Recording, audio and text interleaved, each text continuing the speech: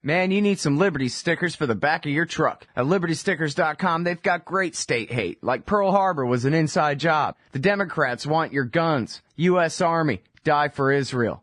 Police brutality, not just for black people anymore. And government school, why you and your kids are so stupid. Check out these and 1,000 other great ones at LibertyStickers.com. And of course, they'll take care of all your custom printing for your band or your business at TheBumperSticker.com. That's LibertyStickers.com. Everyone else's stickers suck.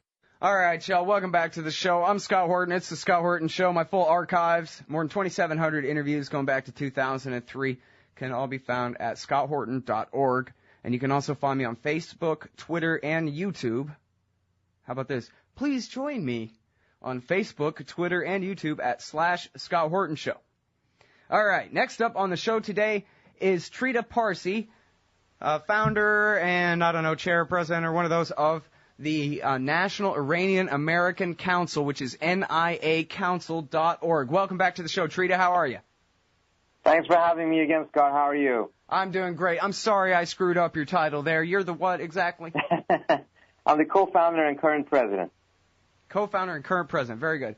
And you guys do great work. I really hope that people will look up your site and read a lot of what you guys write, because it's very important stuff on the Iran issue. And it's NIACouncil.org again. And now this new thing, I'm sorry I have not had a chance to read the whole report, but I read your introduction to it at least. Never give in and never give up. That's a quote. The impact of sanctions on Iran's nuclear calculations. And you say in here a few things, but I want to start with the end. You have a quote here from one of your co-authors that says, ultimately, capitulation to Western pressure is viewed by the Iranian regime as a greater threat to its survival than even a military confrontation with the United States. Please explain. Well, what we're pointing out here in the report, and I think one of the things that's very important to understand, this report is based on a large number of interviews inside of Iran with both decision makers, officials, but also stakeholders in the Iranian system, meaning people who have an ability to influence the decisions of the government. And part of the reason why we're doing this is because at the end of the day, we've seen a tremendous amount of pain inflicted on the Iranian economy. And I think that pain has been greater than many people even expected, some of the sanctions proponents expected. But what we have not seen is that the Iranian government would be shifting its policy. Their nuclear policy remains the same. In fact, they have escalated in some ways. And in the negotiations, they have adopted a very, very tough negotiating position, which does not at all give the impression that the pain of the sanctions have softened them or anything of that sort. So we decided to investigate exactly what's the impact of sanctions on their decision-making and why is it that it hasn't softened it. And one of the things we noticed then inside Iran, based on these interviews, which we have cross-referenced and also sought to verify through public sources and open sources, is that, A, Khamenei understands that he is running an increasingly unpopular regime. He has lost a tremendous amount of support and lost several important constituencies over the course of the last couple of years, particularly after the 2009 election. And what that has done is that it has left him in a situation in which the few constituencies that are left supporting him have become all the more important. And those constituencies are strict adherents to his narrative, a narrative that says that the U.S. actually is out to get Iran, to destroy Iran, to defeat Iran. It's not about the nuclear issue. The U.S. and the West simply does not want Iran to progress, to have access to technology, and to live up to its full potential. And as a result, the minute Iran gives in to pressure, the pressure will be doubled. It will not lead to an alleviation of sanctions. Instead, it will be a fast track towards Iran's defeat. Since his constituency really buys into his narrative, it has kind of locked him into a corner. If he were to capitulate or do something that would be perceived by that constituency as a betrayal of his narrative and his commitment to stand firm, then he will likely lose those constituents. And if he loses those constituents, that's a greater threat in his mind to the existence and survival of his regime than even a war with the United States. Not because the Iranians believe that they can win that war, but because they believe they can survive that war. And that's an important point, because it means that this blind pressure approach has a higher likelihood, as we have said in the past on numerous occasions, has a higher likelihood of leading to confrontation than to a resolution of this issue. Mm-hmm. Well, now, I know you guys don't see eye to eye on everything, but do you agree with the Leveretts that what it's going to take is kind of a golden offer, Nixon goes to China, kind of broad-based deal where first we decide we're friends, then we decide we'll work out all these outstanding issues, because there's so many outstanding issues and there's so many interested parties, they'll always seize on one issue or another to undermine any progress that they actually even can make. Like, for example, mandating, right? There's no, like Obama, even if he wanted to, which I'm not so sure, even if he wanted to, he could not go against the basic premise of having this dual track where on one hand we beat him over the head with these sanctions all day and on the other hand we try to offer them a little bit of a deal. He would have to break from that in a huge way to break from it at all, I guess would be the way they would put it. Something like that? What do you think? I think there's a need for a break. I disagree with the Leverett in their first of all, on their analysis of what's happening inside of Iran, but also when it comes to the idea that there's only one way of breaking this, and that is to do exactly what Nixon did when he went to China. I think there's more than one way of taking care of this, but a central part of it is that at the end of the day, both leaders on both sides need to muster the political courage, take on the forces inside their countries that prefer the status quo, and push forward with a tremendous amount of investment of political capital. Now, whether it takes place in the route that the Leveretts have argued or whether it takes place in a different route, I think there's different possibilities. I disagree with the Leveretts that there has to be some sort of a complete embrace of the Islamic Republic. I don't think that's in the cards, to be frank with you. I think that it is possible, in fact, perhaps the most likely possibility is to return to the relationship that existed before 2003, which was still a pretty hostile relationship, but it was not on the verge of war, and it wasn't on the verge of putting the entire region on fire. Right. I think that's the best likely scenario in the short term, and then in the long term, there's other things that can be done. And by that, do you mean basically just resolving the nuclear issue and getting that out of the way? Is that what you mean?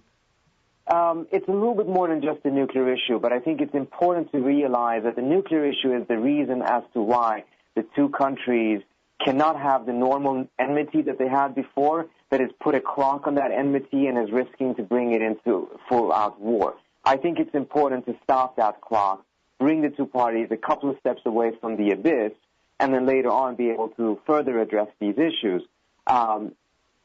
That's not to say that it wouldn't be great if something bigger could be done. I personally don't think that that's very likely, because frankly, I disagree on this notion that there actually is a desire on both sides to have a fundamentally different relationship. I don't see the Islamic Republic wanting to have a partnership with the United States. And I certainly don't see any desire for partnership in Washington with the Islamic Republic. But just because that desire doesn't exist doesn't mean that there should be a war. There should be things that we can do to prevent that. Sure.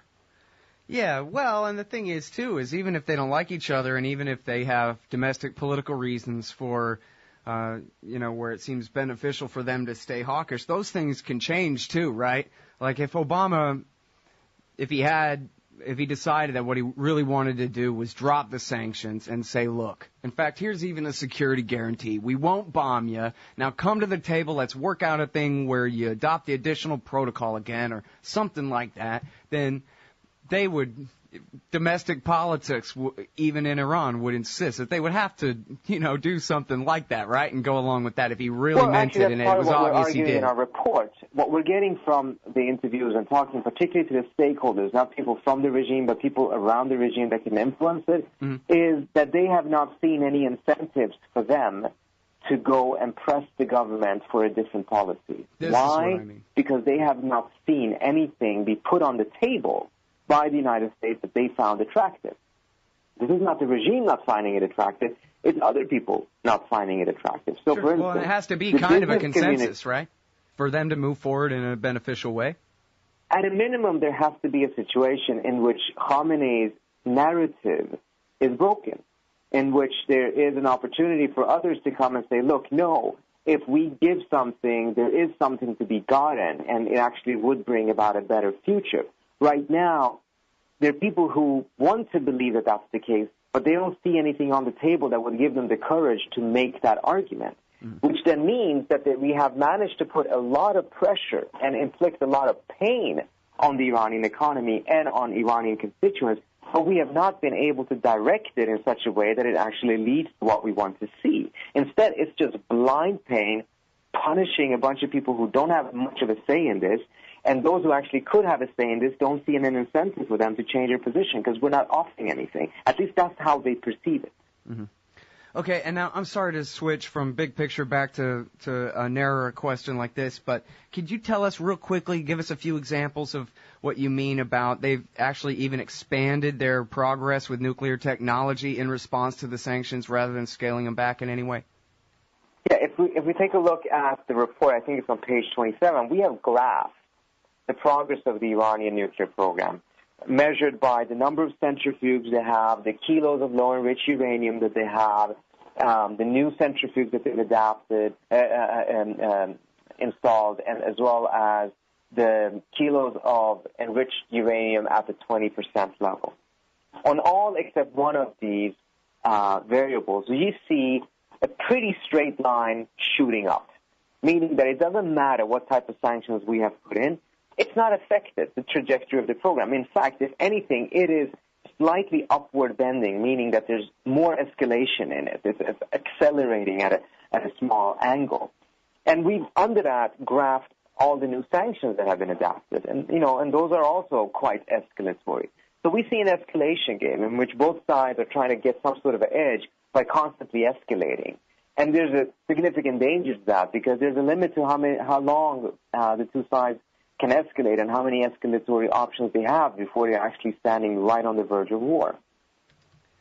Yeah, well, now, do you hold out any hope that maybe the failures so far are really just a diplomatic dance, that they have to have 10 meetings before they finally have a real productive one, but that maybe they mean to? Well, to be frank with you, that's not an uncommon scenario in which there's been a tremendous amount of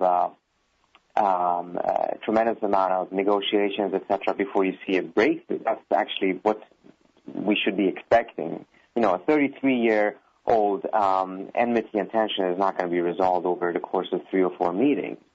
I think we've seen some positive signs in the last couple of rounds, in the last 2 rounds. In Almaty, the U.S. actually put some sanctions relief on the table. It didn't seem to impress the Iranians because it was somewhat limited, but nevertheless, it's a big step because it means that we're kind of moving away from just thinking that we're going to move the Iranians by issuing more threats against them, but rather we actually have to issue some promises. And I think it's going to be important to see how the Iranians reciprocate that. I think it's going to be critical that they reciprocate that. That's going to be both sides have to tango in order for there to be a real dance. So I think there's some points of promise. There's also some points of quite intense concern, one of them being the fact that Congress is playing a very different game. Congress seems to believe that they should just add more and more and more and more sanctions. And I'm very concerned about that because if they play that game, they're going to undermine any progress that can be made in the negotiations. Mm-hmm. All right, and then one last thing. I'm already keeping you over time. If I can get just a minute, could you give us a word about the effect of the sanctions on the civilian population of Iran? Oh, it's been absolutely devastating. We're talking about 50% of the oil income being gone. The currency has dropped about 60 to 70%. So we're talking about a huge hit to the standard of living. And obviously, it's always the most vulnerable in society that take the biggest hit. So it's children and women that are suffering the most, including people who are already at hospitals, because One of the consequences of these sanctions is that the Iranians cannot buy medicine, not because sanctions are medicine, but medicine is sanctioned, but because financial transactions are sanctioned. And as a result, banks are not handling the financial transactions of medicine purchases, etc. And people are dying at the hospital from, quite simple diseases, but they just don't have the medicine for it. Yeah, it's really too bad. All right, well, I'll let you go, but I really appreciate your time, Trita, as always. Thank you. Thank you so much. My pleasure. All right, talk to you again soon. That is Trita Parsi. He is co-founder and current president of the National Iranian American Council. Find their new report, Never Give In and Never Give Up, the impact of sanctions on Iran's nuclear calculations at NIACouncil.org, NIACouncil.org. Hey, y'all, Scott Horton here for the Council for the National Interest at councilforthenationalinterest.org. CNI stands against America's negative role in the ongoing Israeli-Palestinian conflict, the war party's relentless push to bomb Iran, and the roles played by twisted Christian Zionism and neocon-engineered Islamophobia in justifying it all. The Council for the National Interest works tirelessly to expose and oppose our government's most destructive policies, but they can't do it without you. Support CNI's push to straighten out America's crooked course. Check out the Council for the National Interest at councilforthenationalinterest.org and click Donate under About Us at the top of the page. That's councilforthenationalinterest.org. Hey y'all, Scott here. Like I told you before, the Future Freedom Foundation at FFF.org represents the best of the libertarian movement. Led by the fearless Jacob Hornberger, FFF writers James Bovard, Sheldon Richman, Wendy McElroy, Anthony Gregory, and many more write the op-eds and the books, host the events, and give the speeches that are changing our world for the better. Help support the Future Freedom Foundation. Subscribe to their magazine, The Future of Freedom. Or to contribute, just look for the big red donate button at the top of FFF.org. Peace and freedom. Thank you. Hey everybody, Scott Horton here. Ever think maybe your group should hire me to give a speech? Well, maybe you should. I've got a few good ones to choose from, including How to End the War on Terror, The Case Against War with Iran, Central Banking in War, Uncle Sam and the Arab Spring, the ongoing war on civil liberties, and of course, why everything in the world is Woodrow Wilson's fault. But I'm happy to talk about just about anything else you've ever heard me cover on the show as well. So check out youtube.com/Scott Horton Show for some examples, and email scott@scotthorton.org for more details. See you there. Hey y'all, Scott Horton here, inviting you to check out wallstreetwindow.com. It's a financial blog written by former hedge fund manager Mike Swanson, who's investing in commodities, mining stocks, and European markets. Wall Street Window is unique in that Mike shows people what he's really investing in and updates you when he buys or sells in his main account. Mike thinks his positions are going to go up because of all the money the Federal Reserve is printing to finance the deficit. See what happens at wallstreetwindow.com. And Mike's got a great new book coming out, so also keep your eye on writer MichaelSwanson.com for more details.